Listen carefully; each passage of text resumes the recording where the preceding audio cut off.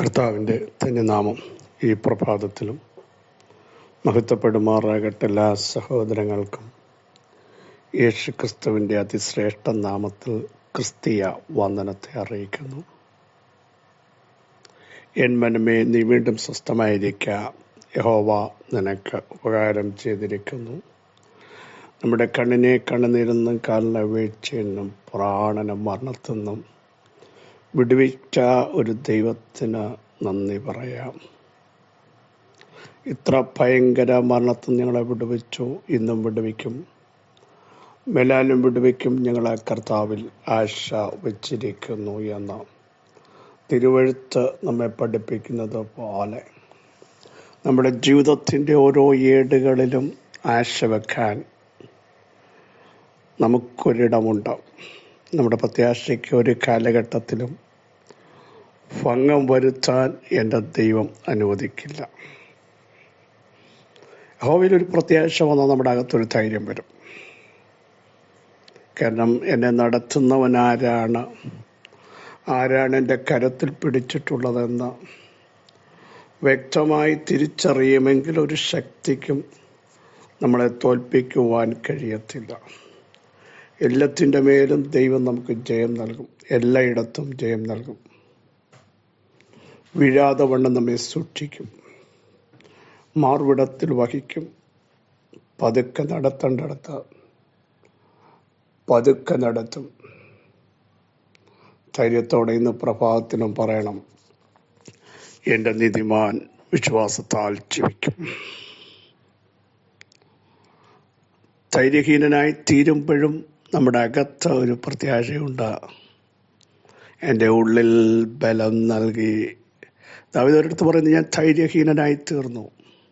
പക്ഷേ 138 സങ്കീർത്തനത്തിൽ വന്നപ്പോൾ ദാവീദ് പറയുകയാണ്, ധൈര്യഹീനനായി തീർന്ന എനിക്ക് ഇപ്പോൾ പറയാൻ കഴിയും, എൻ്റെ ഉള്ളിൽ ബലം നൽകി എന്ന ധൈര്യപ്പെടുത്തിയൊരു കർത്താവുണ്ട്. സ്തോത്രം. എൻ്റെ ഉള്ളിൽ ബലം നൽകി, ധൈര്യം നൽകിയ കർത്താവ്. എപ്പോഴാണെന്നറിയാമോ? കഷ്ടതയുടെ നടുവിൽ നടന്നപ്പോൾ, വേദനയുടെ ആഴങ്ങൾ പോയപ്പോൾ, ആർക്കും ഇറങ്ങി വരാൻ പറ്റാത്തടത്ത് എന്നെ ജീവിപ്പിച്ച ഒരു ദൈവം. 71 ദാവീദ് അതാണ് പറയുന്നത്, അനവധി അനർത്ഥങ്ങളും കഷ്ടങ്ങളും കാണുമാറാക്കിയവൻ ഞങ്ങളെ വീണ്ടും ജീവിപ്പിക്കും. സ്തോത്രം. ആഴങ്ങളിൽ നിന്ന് തിരികെ കയറ്റും. മനുഷ്യരെ തലമേൽ കയറി ഓടിക്കുമാറാക്കി. മുതുകത്ത് ഭാരം വെക്കേണ്ടി വന്നു. വലയിലകപ്പെട്ടതുപോലെ കുടുങ്ങിപ്പോയ അവസ്ഥകൾ, തീയുടെയും വെള്ളത്തിൻ്റെ അനുഭവങ്ങൾ, ചുട്ടുപൊള്ളുന്ന അനേക യാഥാർത്ഥ്യങ്ങളിലൂടെ കടന്നു പോകേണ്ടി വന്നു.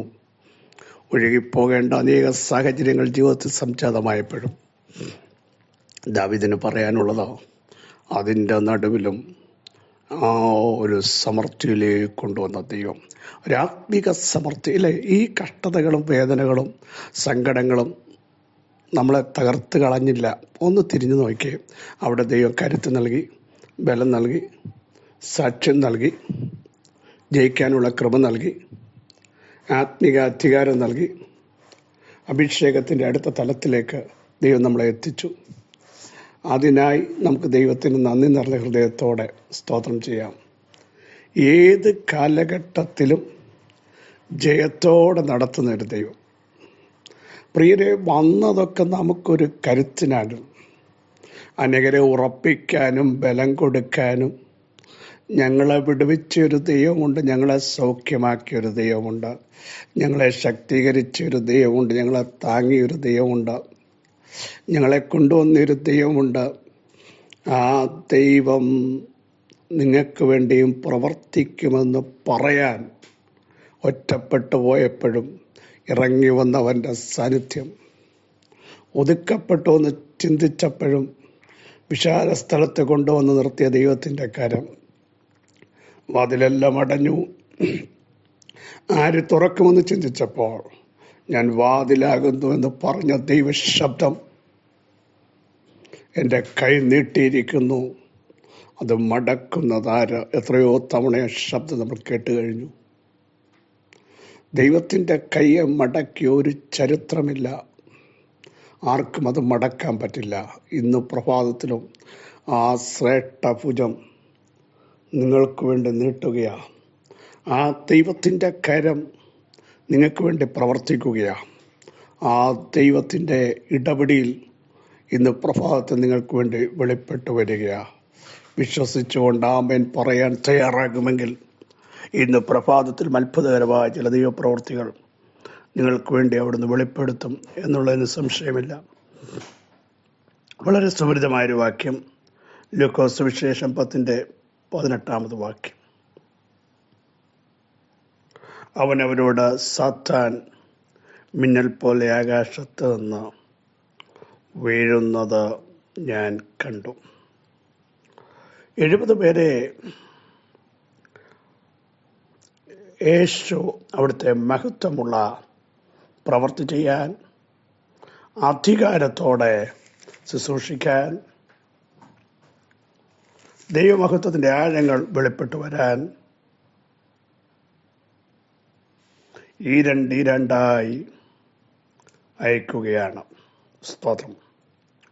ഒരുമിച്ച് നിൽക്കാൻ തയ്യാറായാൽ അത്ഭുതങ്ങൾ സംഭവിക്കും. നമുക്കറിയാം, പത്രോസും യോഹന്നാനും അവരൊരുമിച്ചന്ന്, അവർ 2 പേർ ഒരുമിച്ച് നിന്നിട്ട് അവർ പറയുകയാണ്, ഞങ്ങളെ നോക്കുവേൻ, ഞങ്ങളുടെ അകത്ത് ഒരു ദൈവശക്തിയുണ്ട്. Praise God. മാളിക മുറിയിൽ പ്രാപിച്ച അഭിഷേകത്തിൻ്റെ വ്യാപാരം, ദൈവ സാന്നിധ്യം പ്രകടമാകണമോ? ദൈവസഭകളിൽ ഐക്യത ഉണ്ടാവണം. ഒരുമിച്ച് നിൽക്കണം. ഈ രണ്ടായി ഐക്യമത്തപ്പെട്ട 2-3 പേർ അവിടുത്തെ നാമത്തിൽ കൂടി വരുമ്പോൾ അവിടുന്ന് ഇറങ്ങി വരണമെങ്കിൽ അതിനകത്ത് ഐക്യതയാണ് കാണിക്കുന്നത്. ഇവിടെയും നോക്കൂ, പത്രോസും യോഹന്നാനും മുടന്തരായ മനുഷ്യനോട് പറയുകയാണ്, ഞങ്ങളെ നോക്കുവേൻ. അവരൊരുമിച്ച് നിൽക്കുകയാണ്.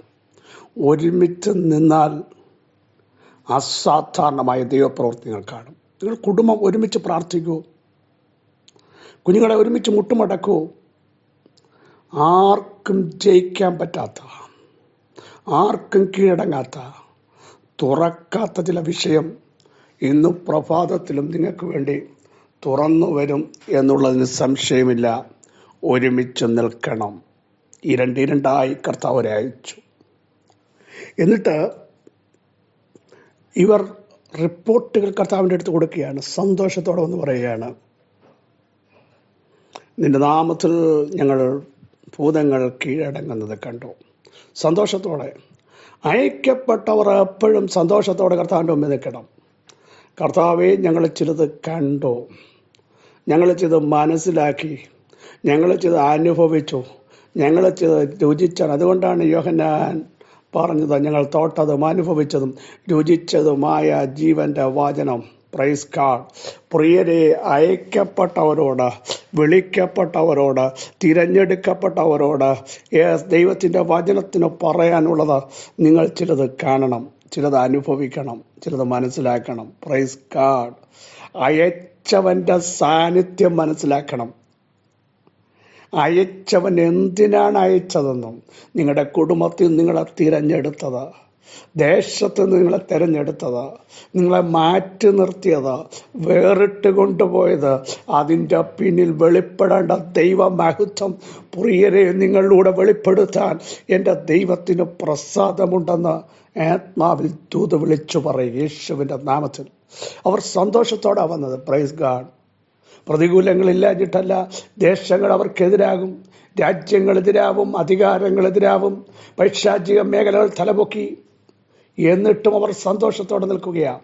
പ്രിയരെ, പ്രതികൂലങ്ങളിലും സന്തോഷിക്കാൻ, പ്രതികൂലങ്ങളുടെ നടുവിലും സന്തോഷത്തിൻ്റെ റിപ്പോർട്ടുകൾ പറയാൻ, എനിക്ക് പ്രശ്നമുണ്ടായിരുന്നു, എനിക്ക് പ്രതിസന്ധി ഉണ്ടായിരുന്നു, വെല്ലുവിളികൾ ഉണ്ടായിരുന്നെങ്കിലും അതിൻ്റെ നടുവിൽ ഞങ്ങൾക്ക് ജയം നൽകിയൊരു ദൈവമുണ്ടെന്ന് വിളിച്ചു പറയാൻ തയ്യാറാകണം. ആ സന്തോഷത്തോടെ അവർ കർത്താവിൻ്റെ അടുക്കൽ വന്ന് പറയുക. കർത്താവ് പറഞ്ഞൊരു മറുപടി, സാത്താൻ മിന്നൽ പോലെ ആകാശത്ത് നിന്ന് വീഴുന്നത് ഞാൻ കണ്ടു. നിങ്ങൾ ഒരു മിനിസ്ട്രി ചെയ്യുമ്പോൾ, നിങ്ങൾ പ്രാർത്ഥിക്കുമ്പോൾ, നിങ്ങൾ ആരാധിക്കുമ്പോൾ നിങ്ങൾ അദൃശ്യ മണ്ഡലങ്ങളെ, ചില ശക്തികളെ ശാസിക്കുമ്പോൾ, നിങ്ങൾക്കെതിരെയുള്ള ശക്തികളെ അഴിക്കുമ്പോൾ, ചിലത് ആത്മാവിൽ കമാൻഡ് ചെയ്യുമ്പോൾ, ആ ദേശത്ത് വ്യാപരിക്കുന്ന പാഴ്സി പ്രഭുവിൻ്റെ ശക്തി നമുക്കറിയാം. ദാനിയേലിന്റെ പുസ്തകത്തിൽ ഓരോ പ്രവിശ്യയിലും ഓരോ രാജ്യങ്ങളിലും വ്യാപരിക്കുന്ന അന്ധകാര മണ്ഡലങ്ങൾ നിലത്തു വീഴുന്നത് ആത്മാവിൽ കാണണം. Praise God. നിങ്ങളെ പിടിച്ചു നിർത്തുന്ന ചില റൂട്ടുകൾ, നിങ്ങളെ ഒതുക്കുന്ന നിങ്ങളുടെ ഗമനത്തെ, ആഗമനത്തെ, പ്രാണനെ, തലമുറകളെ, കുടുംബജീവിതത്തെ, അതിൻ്റെ അടിത്തറകളെ ഇളക്കാൻ നോക്കുന്ന ശക്തികൾ നിലത്തു വീഴുന്നത് ആത്മാവിൽ ദർശിക്കാൻ നമ്മൾ തയ്യാറാവണം. യേശു അത് കണ്ടു. ഇപ്പകൽ അസാധാരണമായ ചില ദൈവപ്രവൃത്തികൾ ഏതാണ് നമ്മളെ ക്ഷീണിപ്പിക്കുന്നത്, ഏത് ശക്തി റൂട്ടുകൾ നമ്മൾ കാണണം. പ്രിയരെ, നിങ്ങളുടെ സ്വസ്ഥതയെ കെടുത്തി അകത്ത് ഭയം കൊണ്ടുവന്ന് എവിടെ ചെന്നാലും പരാജയമെന്ന് നിങ്ങളെ കൊണ്ട് തന്നെ പറയിപ്പിച്ച് നിങ്ങളുടെ ബലത്തെ കെടുത്തി അകത്ത് നിങ്ങളെ ഒതുക്കുന്ന ചില മണ്ഡലങ്ങൾ ഇന്ന് പകൽ തിരിച്ചറിഞ്ഞിട്ട് പറയണം, അത് വീഴുന്നത് ഞാൻ കണ്ടു. Praise God. അത് തകരുന്നത് ഞാൻ കണ്ടു. യേശുവിൻ്റെ നാമത്തിൽ അത് പുറകോട്ട് പോകുന്നത് ഞാൻ കണ്ടു. ആ യോർദാന്റെ വ്യാപാരം സമുദ്രം ഓടുന്നത് ഞാൻ കണ്ടു. Praise God. സമുദ്രമേ, നീ ഓടുന്നതെന്താ? യോർദാനെ, ഇത് കാണണം പ്രിയരെ. എന്നിട്ട് പറ, ഞങ്ങളത് കണ്ടു. Praise God. ഒരാത്മിക ദർശനം. ചിലതിനെ അഭിഷേകത്താൽ ആത്മാവിൻ്റെ അടുത്ത തലത്തിൽ ചെന്ന് കണ്ട് വെട്ടേണ്ടതിനെ വെട്ടാൻ, അഴിക്കേണ്ടതിനെ അഴിക്കാൻ, തുറക്കാൻ, പറയാനുള്ള ആത്മിക അധികാരം ഇന്ന് പകൽ നമ്മുടെ അകത്ത് വ്യാപരിക്കണം. യേശുവിൻ്റെ നാമത്തിൽ ഈ വചനത്തിൻ്റെ ശക്തി ചില കുടുംബങ്ങളിൽ വ്യാപരിക്കട്ടെ. പിതാവേ, ഈ വചനത്തിൻ്റെ ശക്തമായ വെളിപ്പാട് ജനത്തിൻ്റെ മേൽ വ്യാപരിക്കട്ടെ. അവരെ ക്ഷീണിപ്പിക്കുന്ന, വഴികളെ അടച്ചു നിർത്തിയിരിക്കുന്ന, ബ്ലാങ്കാക്കിയിരിക്കുന്ന, ഭയം കൊണ്ടുവരുന്ന, ധൈര്യത്തെ ഇല്ലാതാക്കി സ്വസ്ഥതയെ കെടുത്തി എവിടെ ചെന്നാലും പരാജയമെന്ന് പറഞ്ഞ് അവരുടെ അകത്ത് നിരാശ കൊണ്ടുവരുന്ന ചില ദൂഷ്ടശക്തികളുടെ തകർച്ചകൾ ഇന്ന് പകൽ സംഭവിക്കുന്നവർ കാണട്ടെ. ചിലത് വീഴുന്നത് കാണട്ടെ, ചിലത് ഓടുന്നത് കാണട്ടെ. യേശുവിൻ്റെ നാമത്തിൽ ദൈവപ്രവൃത്തിയുടെ ആഴങ്ങൾ ഇന്ന് പകൽ വെളിപ്പെട്ട് വരട്ടെ. അത്ഭുതങ്ങൾ സംഭവിക്കട്ടെ. പരിശുദ്ധാത്മാവിൻ്റെ സാന്നിധ്യം നസ്രേൻ്റെ നാമത്തിൽ വെളിപ്പെടുന്നതിനായി സ്തോത്രം. സകല മഹത്വം അങ്ങേക്ക് യേശുവിൻ നാമത്തന്നെ. ആമേൻ, ആമേൻ. ക്രിസ്തുവിൽ വാത്സല്യ സഹോദരങ്ങളെ, ചിലത് ആത്മാവിൽ കാണാൻ, വെളിപ്പാടിൽ കാണാൻ ജനം തയ്യാറാകുമെങ്കിൽ ഒരു ശക്തിക്ക് നിങ്ങളെ നോക്കാൻ പറ്റില്ല, അടുക്കാൻ പറ്റില്ല, തോടാൻ പറ്റില്ല. അഭിഷേകമുള്ളവൻ വിളിച്ചു പറ, സകലവും ഞങ്ങളുടെ കാൽ കീഴാണ്. ഞങ്ങളത് വിശ്വസിക്കുന്നു. ഈ വചനങ്ങളോട് സഹായിക്കട്ടെ. ക്രിസ്തുവിൽ നിങ്ങളുടെ സഹോദരൻ പാസ്റ്റർ ബിജു മാത്യു.